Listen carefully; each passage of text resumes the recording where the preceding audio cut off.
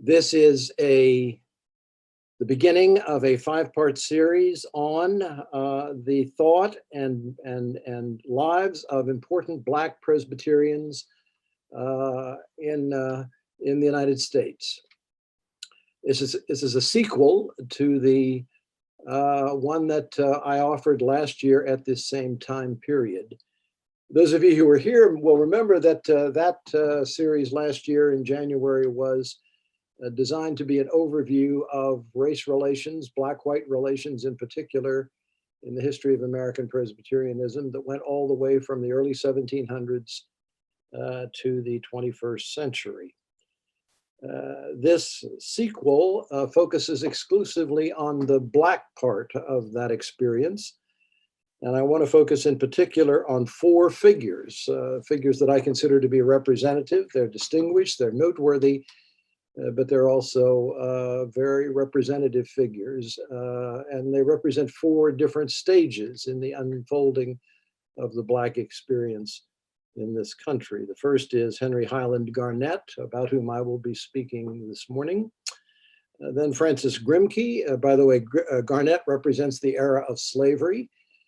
He lived most of his life, not all of it, in the time when African Americans in this country were enslaved. I will then talk next week about Francis Grimke, a famous pastor who lived through the Jim Crow era, and the challenges of his ministry, the challenges of his life generally had to do with addressing, combating the policies that we've come to know as segregation. The third in the series will be Gay Wilmore, another very distinguished name in American Presbyterian history, maybe better known to some of us in this gathering because he's closer to us. He comes from the era of the beginning of desegregation, particularly the 1950s and 60s, although he lived well into the next century, our current century. But the heart of his work and prominence had to do with that great struggle that I described last year as a struggle over desegregation. And then finally, somebody that I did not discuss at all last year that I will take up this year, and that is Katie Cannon, a theologian, Black woman who spent her entire career as an academic writing in the area of Black liberation theology. And she, of course, represents yet another phase, a later phase in the unfolding of the Black experience. I will characterize it as the post-civil rights era. So you're going to hear presentations on all 4 of those people. And then the 5th presentation will be on reflections of my own on the relationship between the Reformed tradition and the American Black Presbyterian experience. Henry Highland Garnet is a big deal in American Black history, not just American Black Presbyterian history, but American Black history. And I'm embarrassed to say I never heard of him until a couple of years ago when I was doing some research on the general topic that I've been discussing in these 2 series of talks. He was more important, interestingly enough, as a public figure than an ecclesiastical figure or a church figure. Let me say that again. More important as a public figure, that is somebody who was out there in the struggles in the public arena than he was in the church world. He was a committed Christian, a very devout man, a clergyman, a pastor, all those things, and yet his primary impact, as far as I can make out, had to do with engaging with the issues, the public issues that were of greatest concern to the African American community in the era of slavery. And one of the things I want to stress is that that's a very important difference, I think, between the 19th century and the 20th century, particularly the late 20th century and on into even more the 21st century. In the 19th century, it was very, very common for clergy, and especially Presbyterian and congregational clergy, to be very active in public affairs and to play a leading role in public affairs. They were prominent public figures. And that was true in the black world as well as the white world. I happen to think that that was a good thing, very much a part of our Reformed tradition. And Garnett exemplifies that dramatically. He thought, and I think this is something that will be affirmed by virtually everybody at Lewinsville to some degree, he thought that involvement in the world of public affairs was his Christian duty, his Christian obligation, and he would preach about that whenever challenged. But for the most part, he just took it for granted and got on with the work. Henry Highland Garnett was born a slave in Maryland in 1815. So he's born after the founding of the nation, the founding of the American Republic. And he says in his own autobiographical comments in talking about that, something very interesting that I think is worth noting. He said, there's very little about slavery. There's very little about the experience of being a slave that can be counted as good fortune. You'll see over and over again, he hammers away at the terrible evil that slavery is. But he says, in one respect, I was fairly rare in this respect. I was able to experience throughout my life an intact African-American family, an African-American family. He said, so many slaves lack that. He said, I was blessed with the opportunity to know my own father, to live in my own father's household, to know my own mother, to know my own siblings, and to live my life in the bosom of that family. He said, so much of what I have experienced as a man, as a human being, is attributable to the love and care and nurture which my family gave me. And he said, I can't tell you the number of times that I encounter Blacks who had lacked that experience, and it harmed them in very important ways. But he said, I was one of the lucky ones. He didn't attribute that to any particular good graces on the part of the slave owner. He just said it was a circumstance that was part of my growing up. The family escaped as a family to Delaware when he was still a young boy, 9 years old in the 1820s. And they had a kind of typical story of escape through the Underground Railroad. And when he talks about the Underground Railroad, he associates it in particular with the Quakers.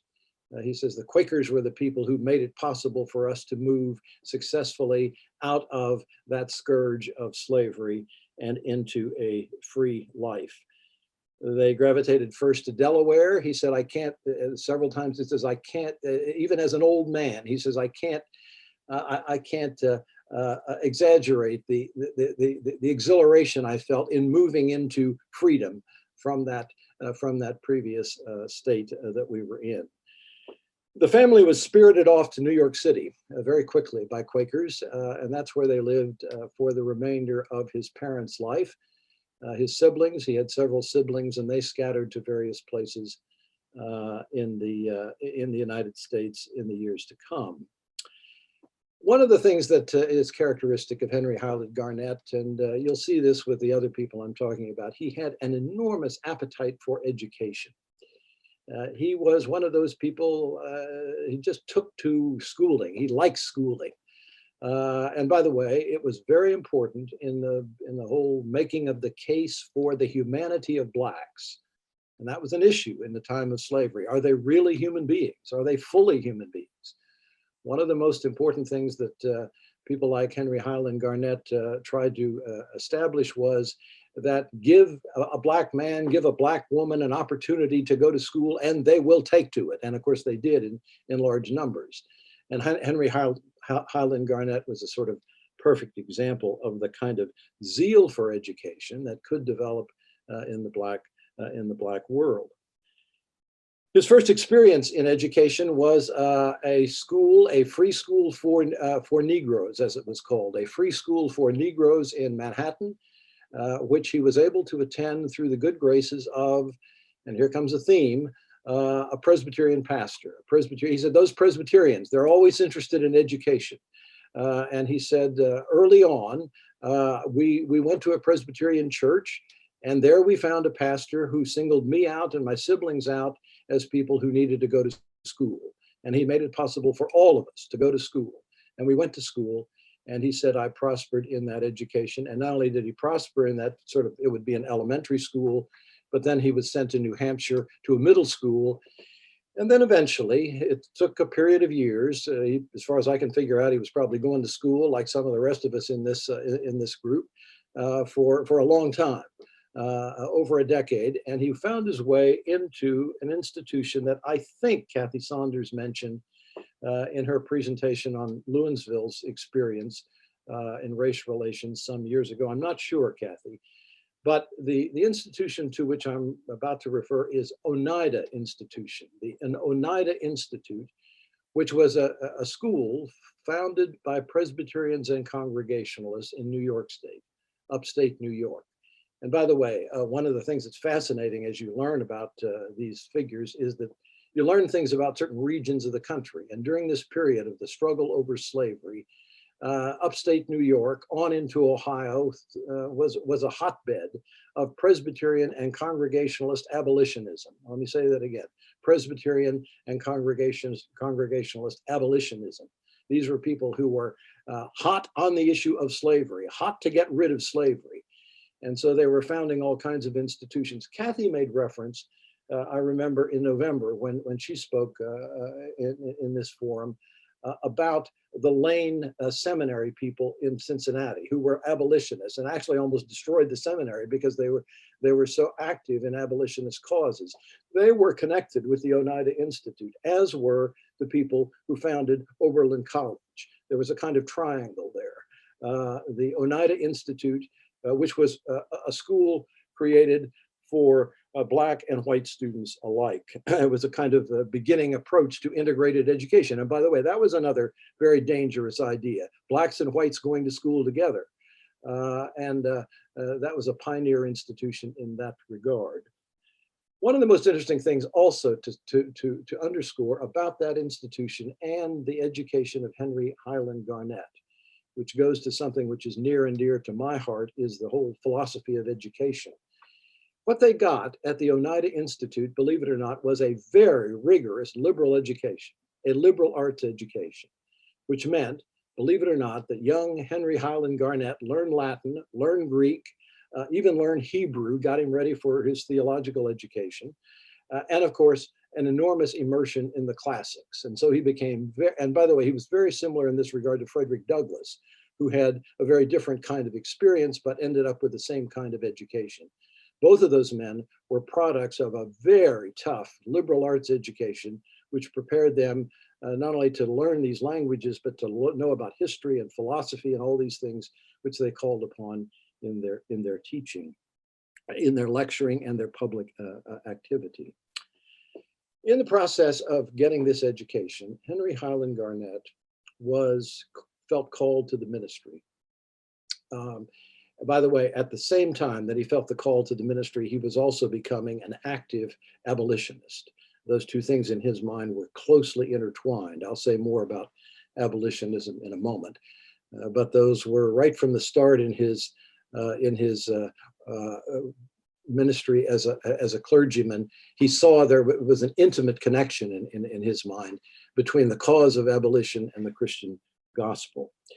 He was ordained in 1839, not 15, that's another century, 1839, he was ordained and immediately assumed a pastorate of a predominantly Black congregation in Troy, New York. He was then to become a pastor of a number of churches over the course of his lifetime. And I'm going to be talking mainly about his life and work as a public figure. So just keep in the back of your mind, he didn't separate himself from pastoral ministry. He was active in pastoral ministry in various places in New York State, eventually the city of New York, down to Washington, D.C., where eventually he was pastor of the 15th Street Presbyterian Church, the famous 15th Street Presbyterian Church, a kind of now a very important, it's recognized to have played a very important role in the history, not just of American Black Presbyterianism, but the whole Black struggle for freedom generally. He was pastor of many different churches over the course of his lifetime and always took his pastoral responsibilities very seriously. And I will say parenthetically, that sometimes there was tension between Henry Highland Garnet and his sessions, because it was quite possible for Henry Highland Garnet to be lecturing and speaking in various places 5 days a week, 6 days a week, and show up on Sunday morning. Now, that meant that sometimes the pastoral responsibilities were not, shall we say, as carefully attended to as they might have been. And occasionally he would get pushback from his sessions. But the thing about it is, in most cases, the sessions were so proud of the leadership he was giving in the wider Black community that pushback ultimately did not amount to a whole lot. He, as I said, came to maturity with the conviction that slavery was an evil that had to be eliminated. Now, as far as I can tell, let me just say parenthetically here again, as far as I can tell, none of the important Black clergy who were Presbyterians, and not just Presbyterians, but let me focus here on Presbyterians, none of the Black clergy in this period that I've encountered thought anything else. They all were in some form or another abolitionists. I stress that because, of course, you had this great debate among white clergy about whether slavery was compatible with the Bible. If they had taken the Blacks seriously, my guess is the conversation would have been somewhat different. He was active in many different causes, however, not just the American Anti-Slavery Society, which was the great movement, the great organization seeking the abolition of slavery. He was also active in the American Colonization Society. Again, I refer back to some things that Kathy Saunders said when she was discussing Lewinsville's encounter with these issues in the 1800s. There was this very great debate among abolitionists about whether or not a path should be open for freed slaves to go back to Africa, even that they should be urged to go back to Africa. Well, I want to stress that Garnet flirted with that idea and to some extent embraced it, but then would pull back from it because there was this great debate. And in particular, he had great debates with Frederick Douglass over this. Douglass was adamantly opposed to the colonization scheme, which was, by the way, increasingly promoted by prominent politicians like Henry Clay, who said, this is a great idea. Let's liberate the slaves and get them out of here. And that became very offensive in the minds of people like Frederick Douglass. By the way, Douglass and Garnet, for the most part, and this is a great compliment to Garnet, were rivals. Frederick Douglass and Garnet were rivals for influence within the Black community, and they had great debates about many matters. They ultimately were on the same page, but they had differences of opinion, and Garnet's flirting with the colonization idea deeply disturbed Douglass, and they'd go back and forth on that. Another thing that attracted a lot of attention and energy and time on the part of Henry Highland Garnet was an insistence that the Blacks had to vote, and therefore that they needed to be involved in politics. Again, that's a very important controversial issue because the leadership of the American Abolition Society were actively opposed, believe it or not, to political engagement because they thought the American political system was so corrupt, had been so corrupted by, in particular, the debts paid to slavery at the time of the Constitution, that they urged a kind of distancing oneself from politics, which was dirty business. Garnet would have none of that. Garnet said, we've got to get the vote. And he was an agitator, therefore, for the Black vote, which, needless to say, was something that he, for example, for most of his life could not vote, was not, even though he was this very well-educated man, public figure, and so forth, lacked the vote himself. And as a result of his conviction about the importance of the franchise, and I'm going to be talking about that on and on throughout this presentation, his conviction about the importance of the franchise, and by the way, that was one of the places where he and Frederick Douglass agreed completely. They were absolutely on the same page. We've got to get the Black community to vote and get them involved in politics. That's the route to our real emancipation. And they were very interested in, therefore, and supportive of white efforts to create an alternative political party. Now, we're living through a time of, shall we say, complexity, political complexity right now, where people wonder about the utility of the current political parties in relation to the objectives they have, whether it's on race issues or environmental issues or whatever. I'm struck in studying this era how similar it is, because there was deep dissatisfaction on the part of the abolitionists with the available parties, with the Whigs, for example. They thought the Whigs were full of compromises. The Democrats even more. The Whigs and the Democrats, the two great parties, and so people were looking for, and of course, eventually they found a third party, an alternative party. And in the beginning, the 1840s, when this began to develop, the 1840s and 50s. The first candidate was something called the Liberty Party.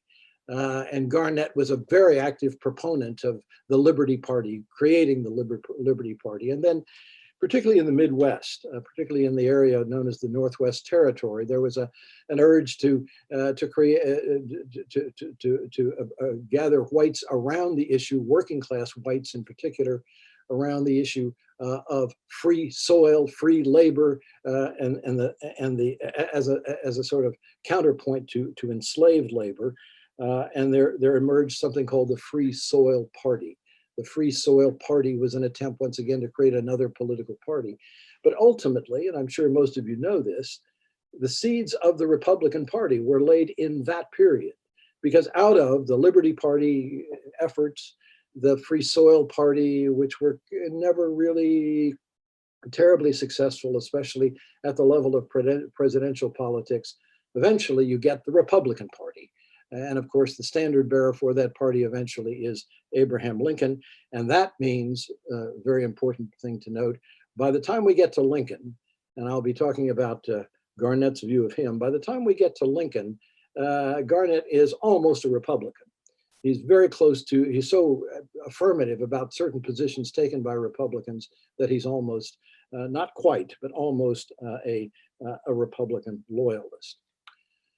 A couple of other things to say about his life, and I'm just, believe you me, I'm just trying to summarize quickly the story of his life in order to get to his thought. Because he was, another thing that I should note about him is that he apparently was a very gifted orator. Almost in the same caliber as Frederick Douglass. Now that's saying a lot. That's saying a lot. But for example, Frederick Douglass's main biographer, David Blight, in his big book, which I commend to you, it's a wonderful book on the whole period, and it's a biography of Frederick Douglass. He says at one point, he says, these men, the two of them in particular, were just extraordinary as orators at a time when oratory mattered. I love that phrase, at a time when oratory mattered. And he says, it was not uncommon for them to speak several nights a week in various places, traveling from town to town, and they would attract audiences not just of several hundreds, but several thousands sometimes. And people would come to hear them speak because they wanted to be entertained, and sometimes entertainment would lead them to develop convictions they hadn't otherwise had, but also to be informed. And the two men were in great demand because of their oratorical abilities. Two black men, of course. For some people, some white people, the spectacle was seeing a black man who could speak so eloquently, so effectively for an hour or so on a public stage.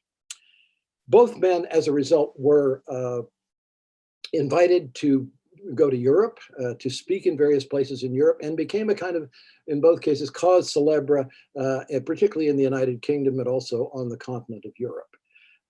In Blight's book on Douglass, he talks extensively about Douglass traveling in Scotland and in England and so forth, speaking to huge crowds, being lionized for his views and his speaking ability, and of course his ability from the point of view of the abolitionist movement for raising money. They raised all kinds of money on the other side of the pond.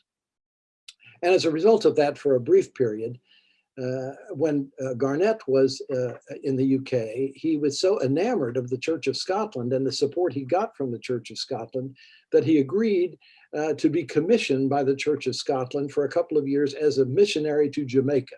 And he went to Jamaica and had a ministerial experience there. But by the time he was sort of settled into Jamaica and that experience, he realized that things were tensing up in the homeland, that is back in the United States. And by the way, let me say parenthetically, the struggle over slavery was sort of the preparation for the Civil War. If you haven't read about that, you need to understand that more and more in the 1840s and the 1850s, people who were involved in this struggle had the sense that it was inevitably leading towards some kind of violent denouement. That was the sort of pressure, especially after the passage of the Fugitive Slave Act and people being sent all over the North to capture those slaves and bring them back. That created enormous tensions. And then the famous Dred Scott decision in the middle of the 1850s, which basically said that blacks were not qualified to be American citizens. And that was the constitutional premise, and that it should remain that way forever. As those ideas began to develop, and then one other thing began to emerge, and that was real agitation on the part of radical abolitionists for some kind of violent resolution of the conflict. As all of that began to develop, things were heating up dramatically in the 1850s.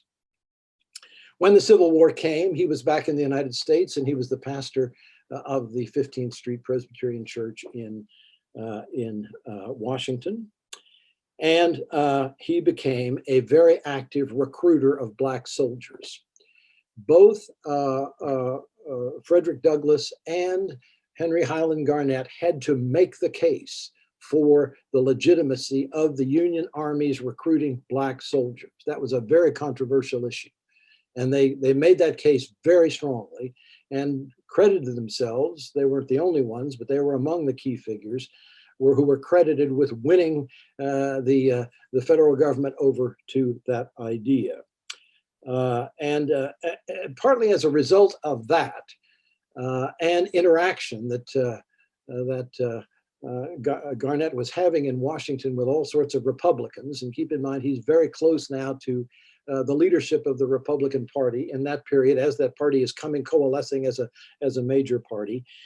He was invited in 1864 to give an address to the House of Representatives on the occasion of the House of Representatives voting to embrace the 13th Amendment, the famous amendment which outlawed slavery.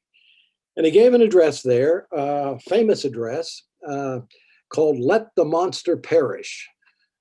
He was given to rather strong language, "Let the monster perish." And of course, the monster was slavery. Eloquent address. It was reprinted again and again. And by the way, two or three of the addresses that he gave are reprinted again and again and again today in anthologies of Black thought, especially in the 19th century. And this is one of the ones. And by the way, it's available online if you want to go read "Let the Monster Perish." But the important thing about that address is the following. It was the first time a Black man had ever spoken formally in Congress. Say that again. It was the first time a Black man, a Black person of any kind, had spoken in Congress. It was a kind of sort of moment. And by the way, the interesting thing is he was the one who was invited and not Douglass. They had this rivalry. And the House chaplain said, "Well, I think Garnett is the better speaker." That's kind of amazing because Douglass has come to be thought of as one of the truly great orators in American history. But he gave this address, and the session of the 15th Street Presbyterian Church then reprinted it immediately and kept celebrating this great moment in the life of that church and in the denomination.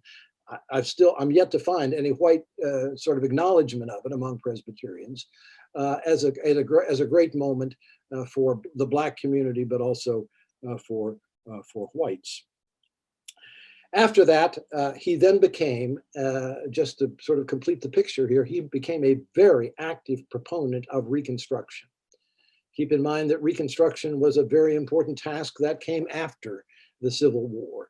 And all of the measures that we associated with the best parts of Reconstruction, he was arguing for. And he was arguing for with increasing sense of foreboding that there was not going to be a carry-through on the part of the federal government and the Republicans in making possible the steps necessary really to take advantage of the opportunity created by the elimination of slavery.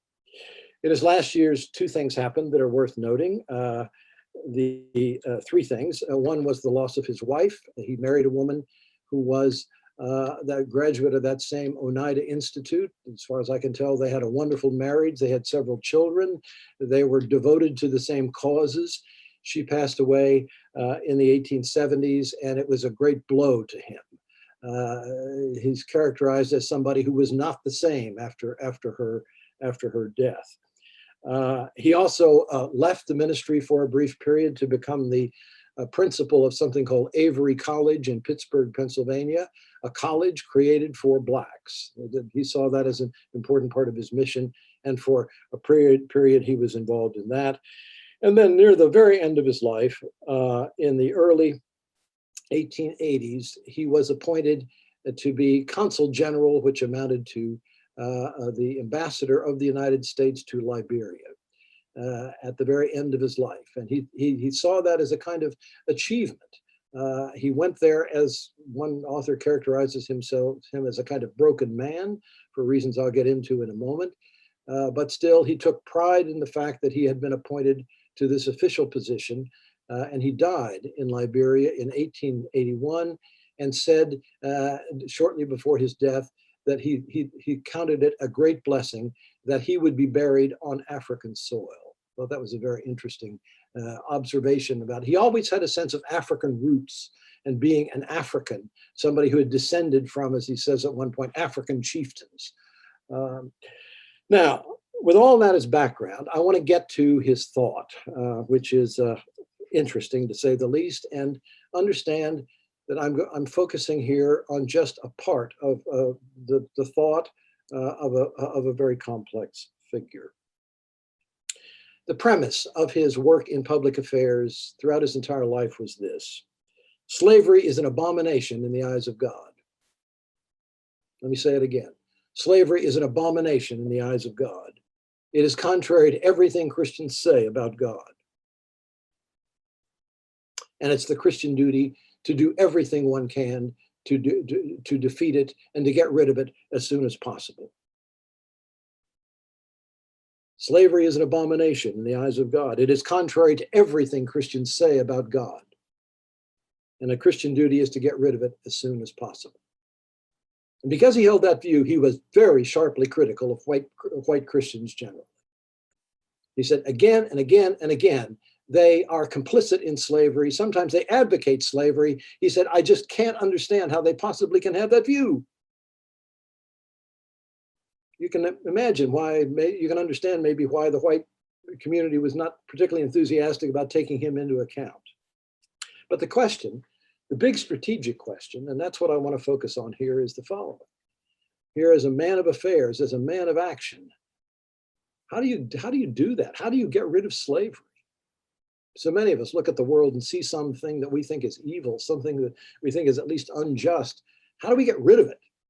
And of course, many of us spend hours and hours and days and months and years thinking about that and trying to do something. In an environment where that was the great focus, this is the abolitionist world. That was what the conversation was about in so many meetings that he went to. Garnett was what I would characterize as a pragmatist with a radical edge. Let me put that again, state that as succinctly as I can. He was a pragmatist with a radical edge. He was known as a radical. If you look him up sometimes and ask for people's characterization, look at people's characterization of him, a Wikipedia kind of brief characterization, they will say he was a radical. It's more complicated than that. He was radical. He was even militant in some respects, but he was ultimately a pragmatist. Why do I say that he was a pragmatist? Well, he was not doctrinaire. There were many people in this movement who were very doctrinaire and had the conviction that there is one right way to pursue it. And that's one of the reasons why the abolitionist movement had such difficulty in maintaining unity. There were people, for example, in the leadership of the American Anti-Slavery Society who were convinced that any use of violence was wrong. They were pacifists. And they also believed in moral suasion, not politics, but moral suasion, moral preachment. Well, he didn't disagree with that. He just thought if the exclusionary part of that is crazy. we've got to think practically. We've got to think practically. We're dealing with something which is very entrenched, very difficult to dislodge. Even if you say ultimately the way to solve this problem is appealing to hearts and minds, you got to ask in very practical ways, how are we going to get movement with regard to hearts and minds? He was, to put the pragmatism into more positive terms, he was somebody who said, look, there are all these different possible strategies being proposed: the colonization society, the political parties, the abolition society, and various others I could mention. As far as I'm concerned, I'm speaking for Garnett here, he would say, as far as I'm concerned, let's use whichever of these strategies works. Whichever of these strategies works, and if it takes 5 different things working together, that's fine. That's probably the likely circumstance. If even, he said, this is in his debate with Frederick Douglass, even if it moves things along to say, we're going to promote the emigration of blacks to Africa, if that moves the ball, down the field, if that persuades whites, relieves them, then let's use that as well. Let's use whatever strategy we can to move things. But, and here comes the radicalism. Included in that, shall we say, mix of possibilities was a clear affirmation on the part of Henry Highland Garnett that the use of force was morally permissible. The use of force was morally permissible in combating slavery. Let me say that again. The use of force, violence, was morally permissible in struggling against slavery. Indeed, he went farther. In a famous address in 1843, given at the National Negro Convention, where he really made his name, and let me give you the title of that address. The title of the address given in 1843, and this is another one which you just call his name up, you'll get it immediately on Google.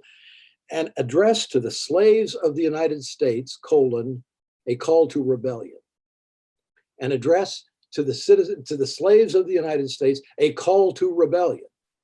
And in the course of making his argument in this address, he said the following. He said, it is wrong for slaves to be voluntarily complicit in slavery. It is wrong, morally wrong, for slaves to be voluntarily complicit in slavery. They need to stand up and push back and resist, even using force. And when challenged on that, as it quickly happened in this meeting, there was a fierce debate. And keep in mind, these are Black leaders who are gathering to debate this matter. Some people said this is unchristian. He said, read the whole Bible, not just a few passages. There's lots of violence in there. And some of that violence is what? Not only is it justified, but it's holy violence. It is holy violence.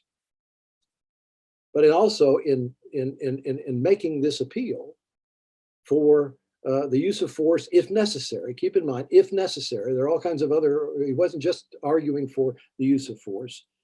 He said, one of the great problems with the slave world in our time, he says, is that slaves are constantly being exposed to what he called the gospel of submission. He says their slave owners are plucking certain passages out of Paul and saying the Christian thing to do is to submit to your masters. He says that has got to be countered. It's part of our responsibility as Christian leaders to counter that, and to counter with a call to what he characterized as legitimate self-defense. He said slavery itself is a violent institution, and it needs to be actively resisted. You might ask the question, well, how did he react to figures like John Brown and Nate Turner, particularly Nate Turner? And the simple answer to that is right on, brother. He treated on the whole the figures who were using force in uprisings against slavery as noble figures, as righteous figures doing what was called for. When the Civil War came, he greeted it, not enthusiastically. That would be to trivialize his position. He greeted the Civil War as a necessary and right development. Let me state that again. He treated the Civil War, knowing full well that it was going to be a bloody, very, very divisive development. He characterized it as a necessary and right development. Why? Because he believed, and he became more and more convinced of this in the years after 1843 when he delivered that famous address. The further he went along, the more he was convinced the problem of slavery was only going to be resolved by the use of force. He was convinced of that. He said, this thing is not going to be solved just by moral suasion. That's one of the reasons he became such a controversial figure in the movement. And then when the Civil War came, he became one of the rather strong proponents of pursuing the war aggressively. And he kept pressing that. He requested several meetings with Abraham Lincoln and never got one. And he cracked once at one point to a friend. He says, I think I know why Lincoln doesn't want to talk to me. He said, I believe that, and he was very critical of Lincoln initially because he thought Lincoln not only equivocated on the issue of the legitimacy of slavery, but also Lincoln was sort of equivocating on the necessity of pursuing the war aggressively. When he finally gave that address to Congress, to which I have referred, that famous address, first Black man to address Congress, he says, and I want to just summarize here. I'm tempted to go on and on about this, but there's some fascinating things in there. One of the things he says in that address, I'm paraphrasing, of course, is this: I believe in a God of mercy, but I also believe in a God of justice. And because I believe, as a close reader of the Bible, in the justice of God, I believe in divine retribution for those who do evil. Divine retribution for those who do evil, and especially for those who persist in it. Divine retribution for those who persist in evil is a biblical theme, he said. It is something that we should expect. Indeed, there's a sense in which, especially I would say, as a victim of slavery, as something we should greet. And then he went on to say, I think the Civil War is that retribution. This is God punishing this nation for a terrible, terrible sin. Congress needs to interpret the Civil War in that way. But then he went on to say, another great theme of the Bible is that as God judges, and oftentimes judges in very harsh ways, at the same time, it is very clear that oftentimes judgment is a source of redemption. Oftentimes through God's intervention in history, acting in judgment on those who have committed terrible wrongs, there emerges the possibility of redemption. And of course, what that means is, he says at one point in the address, and by the way, those of you who've read Lincoln's second inaugural, I hope you see the similarity here, because Lincoln clearly moved in this direction in his own thinking. He said, there has been a terrible bloodletting in this land. 1864, he's speaking, a terrible bloodletting, pain, suffering on both sides. Out of that, we may hope that may come something of a new birth for this nation, the possibility of a new beginning. But that will only come, he says, if there is true repentance. Final thing I want to say about this line of argument, which is so central to Garnett's thinking, is this. He says, I've been asked many, many times what we want, what we Blacks want, what we African Americans want. And he said, in the first instance, it's just very simple. We want to be treated fairly. We have been treated unfairly for now centuries. We want to be treated fairly. And that means in the first instance, we just want the same rights that whites enjoy. He said, in all kinds of ways, we have been denied those rights, and we have been denied those rights by official action of the federal government. Deprivations. It's time for that to stop. We want the rights which whites enjoy. The right to hold property, the right to move freely, and the right to vote. He said, I'm speaking here in celebration of a great thing. The passage, we're on the threshold of the passage of the 13th Amendment. This is a great moment in American history. It can be a new beginning. But it will not happen, he says, unless, in addition to all the things that I've just mentioned, we Blacks, above all, what we want to have is an end to the exposure that we've had for now centuries to hatred. We've been exposed to a kind of hatred on and on and on from whites.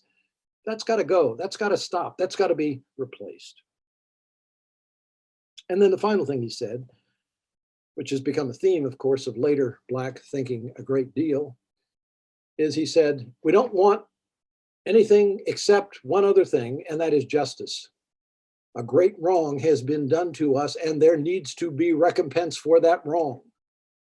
Can't go on as though that wrong has not happened. And of course, that gets us into something he didn't talk about very much, but very quickly becomes a theme in the Reconstruction debates a few years later, and that is reparations. Because clearly, already at the time of that moment in American history, there was a conversation about the need to repay the Blacks for the wrong that had been done. I've said, and here I'm about to conclude, I've said that he, in the years after that address and after the Civil War, he devoted himself to promoting actively the cause of Reconstruction. But already he could see in his last years the emergence of Black codes. Black codes, of course, is another way of talking about Jim Crow legislation and the emergence of this sort of pushback on the part of whites. And it greatly discouraged him for two reasons. One, it clearly demonstrated that even if you outlawed slavery, there would be the ongoing perpetuation of this racial hatred to which he refers in the address. The racial hatred would still be there. The denigration of Blacks still be there. And then he said at the very end of his ministry, as he was leaving the ministry and getting ready to go abroad for that final episode in his life, he made a statement which said, I think just profoundly summarizes the feelings he had at the very end of his life. He said, I'm as a Christian, I cannot help but be a man of hope, but I am also profoundly discouraged. And why am I discouraged? And here he spoke critically of the Republicans at the time, although it certainly was not just the Republicans. It was and the Republicans, by the way, were the people on whom he banked many of his political hopes.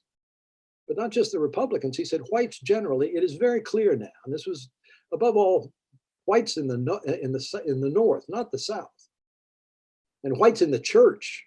Kept saying over and over again, above all the church, you find this stuff. Good Lord.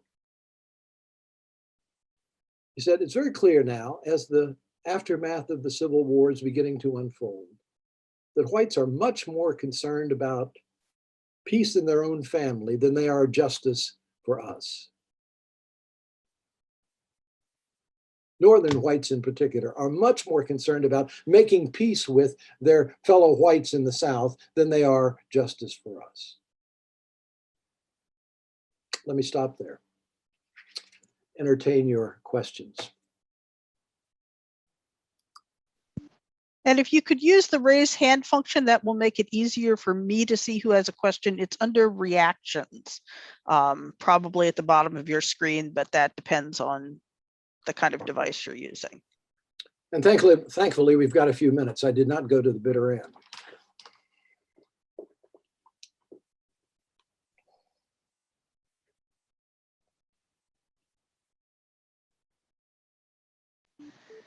Jack, it looks like you might have a question, or you're lighting up.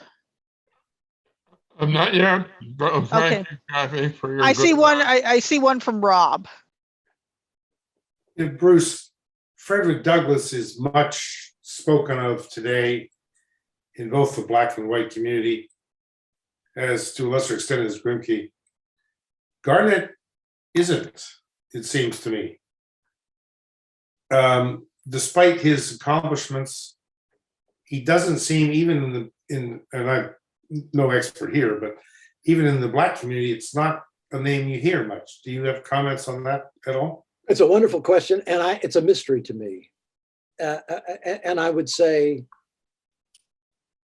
if you look into particularly the relationship between those two men, I briefly have alluded to it, it was very clear at the time that they were rivals, and they were rivals because they were comparable in influence. Now, I would add a couple of things to, it's just a speculations, Rob. I think I haven't really got a good answer to your question, but one of the great strengths of Douglass was that he was a very gifted writer. And of course, offered his great narrative of his own life, which becomes a kind of classic in American literature. So I think the literary legacy of Douglass is something which adds a lot to his lasting influence in a way that there is not that in Garnett. There are these, I would say, wonderful addresses by Garnett, but you have to look for them. Thankfully, they're now available online. They used to be not hardly available at all. But I'm just puzzled. But the other possibility, of course, is that, like so many things, there's a kind of tendency, especially in the academy these days, to sanitize the history in such a way as to marginalize the influence of figures who are predominantly religious figures. My hunch is that there's some of that could be at work as well. I'm seeing a hand from David Jesse. Need to unmute yourself, David. Great idea. Thank you. Thank you for a wonderful presentation. Did he find support within the Presbyterian Church that went beyond to the congregation that he may have been serving at that time? Did he have allies among the pastorate or other forms of support from within the Presbyterian Church? Thank you. Well, that's another wonderful question. And how much time do we have? Let me just summarize it. First of all, what I said last year, and then an extension of that with regard to Garnett.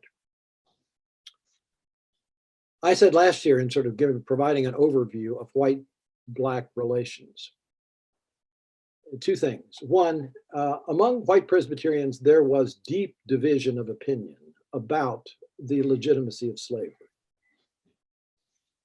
It seemed to me, just as a rough overview, that there were people who were adamantly opposed to slavery, sharply critical of it. I've alluded to those sorts of people at the Oneida Institute, Lane Theological Seminary, Oberlin College, and people of that kind. There were, David, I want to stress, very, very outspoken and eloquent, and but by the way, as many lay people as clergy, opponents of slavery. But on the other end of the spectrum, probably every bit as many, if not more, especially as time went by, theological defenders of slavery, especially, of course, in the South. Now, the picture I painted last year was strong opponents at one end, strong proponents at the other end, and then a vast middle ground. And that vast middle ground, it seems to me, was aptly characterized by Garnett when he said, the vast majority of white churchmen in this country, Presbyterians included, are complicit. They're not, some of them are sort of quietly supportive of slavery. Many of them are quietly critical of it, but they're quietly critical. And they don't object even to the simple thing of Blacks being denied admission to their own churches, things like that. I mean, just ordinary, very practical things. So that's the picture I painted last year. And Kathy, you made an allusion to it in your presentation in November when you said the Presbyterians always, when they got down to it on this, divided or something to that effect. And that's precisely what happened. There would be people who would strongly advocate for the church taking a stand. And occasionally it did, it actually did. But for the most part, it did not take a stand, it divided. And when you went to presbytery or synod or even general assembly, you'd get sharp division, or you'd get a resolution passed followed by an unwillingness to really imply it, to get to carry it out in practice. Now, the specific question you had, that's the background. The specific question is, Garnett, as far as I can tell, had very few white friends among the clergy. Very few. There were some, but actually his strongest support came from two forces. Other blacks, especially black clergy. There was a whole network of black clergy who by and large looked upon him as a heroic figure, a good figure. And then some white laymen. Lay people in this particular case, it seems to me, among Presbyterians at least, were far more likely to give active support, money, various other kinds of resources to the things Garnett wanted to see happen than were the clergy. And believe me, that's just a short version of a longer story that could be told. But the thing just amazes me. And we'll see even more of this when we get to the figures that come along. Here you have these eloquent black leaders who are really prominent in their wider black community, who seem to have very little influence in the Presbyterian world itself, which is dominated by whites. And I'll, as I say, next week, when we get to Grimke, it's just a dramatic illustration because he was much more than Garnett. Garnett was a good pastor, but was not terribly interested in Presbyterian meetings. Some would say that's a virtue.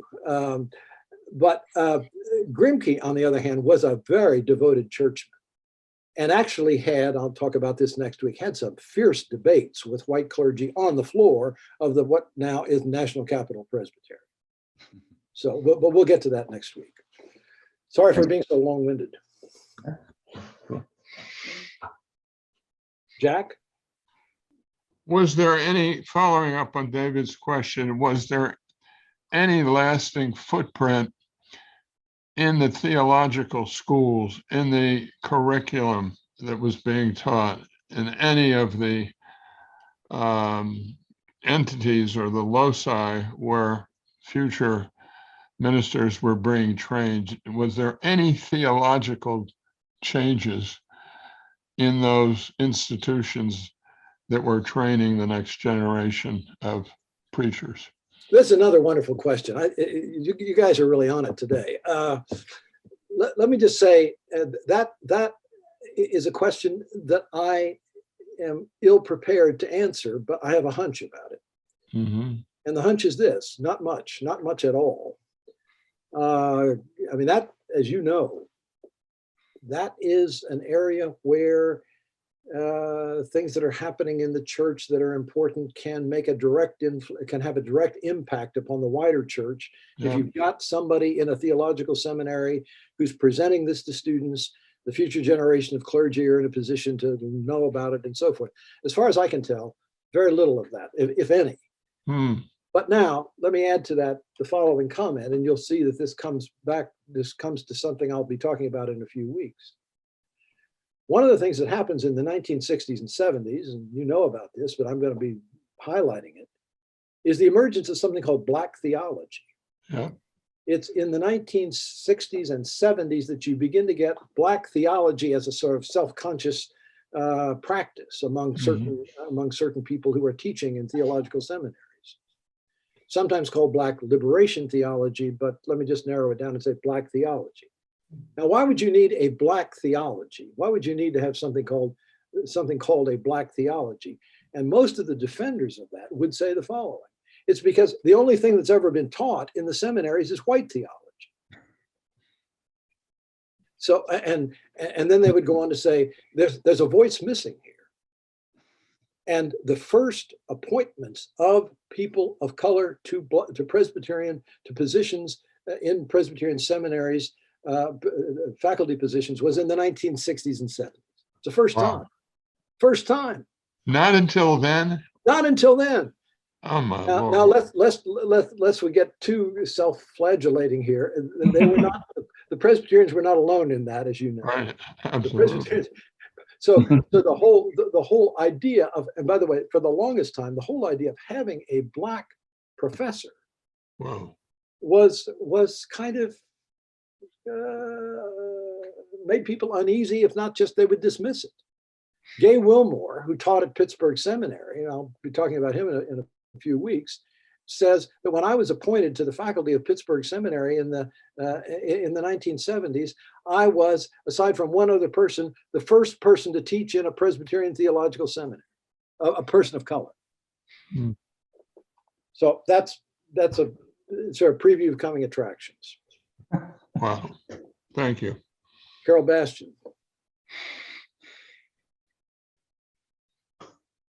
We can't hear you, Carol. Yeah. Carol, unmute yourself. Okay, starting over again about women. Okay, women were obviously quite influential in many movements and even in churches at that time, although not mainly. And my question is, since at least in the North, Black women were in some of these upper educational institutions, were people like him and others women have subtle ways of spreading knowledge and information. They're not as prominent, but they do. And I was just wondering if you know anything about the influence on the educated Black women who would later be important in different movements. Well, if I were interested in the broader topic of sort of Black politics in the 19th century, I could have more to say about that than I'm going to say in this area, in this particular set of talks. But let me say one thing about it, which is important. Frederick Douglass was an outspoken proponent of the vote for women, female suffrage. He was present at that famous Seneca Falls conference. He was the only Black person there, but he was there, and he was a staunch advocate of it. I have looked hard to find evidence of Garnett having the same view, and I can't find it. I can't find it. Now, I don't know what Garnett's view was, but he certainly wasn't an activist for that cause in the way that Douglass was. Bruce, I will briefly add that I have heard in a recent conference the argument made that, and I do not have her name off the top of my head, but that we should be crediting Garnett's wife as a co-author of many of his speeches, that she was a very active intellectual as well as marital partner. So I have heard that argument. Thank you for that. I will look more into that. Now, as I said before, she was educated in the same way that he was. So that rings true. As far as I can tell, they had a very good marriage. She was with him in all these different, moves that he made. And frankly, if that's the case, I'm encouraged, because there were Black men. By the way, this was a very important debate in the American abolition movement. There were strong abolitionists who believed that if you advocated the vote for Blacks, it had nothing to do with nothing positive, I should say, to do with the issue of the vote for women. So there were Blacks who had that position, and I was kind of worried that maybe Garnett took that position, but I can't find any evidence of it. And the fact that, and I will add, it crossed my mind that the fact that his wife was educated in the way that she was, and that they stayed together, was maybe evidence that he was, not nearly as forthright as Douglass, but maybe in roughly the same sentiment. Thanks. Just a quick footnote on the vote thing. It goes the other way too. There was a woman in Kentucky who was a very active proponent of votes for women. I've forgotten her name. And part of her argument was it was to get more white women to vote was a way to help preserve white supremacy. Absolutely. That, again, that's a fascinating thing about the whole unfolding of these several currents of reform in the 19th century. On both on the side of abolitionists, but also on the side of feminists, there were these divisions, which, yeah, good point.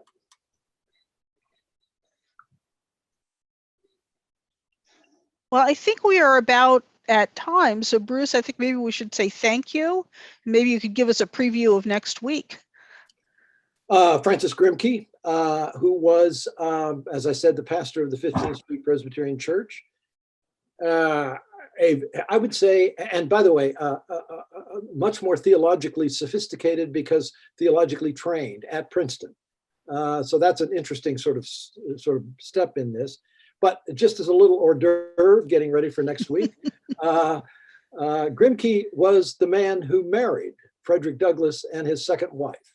And he married a white woman, and they were kind of worried about the scandal that might create. And so they were married in Francis Grimke's home. So I'll tell you about that next week. Have a good week. Great. See everybody in virtual church, in case anybody hasn't heard that it is virtual this week. And we will see you next week. Goodbye. And thank you very much, Bruce.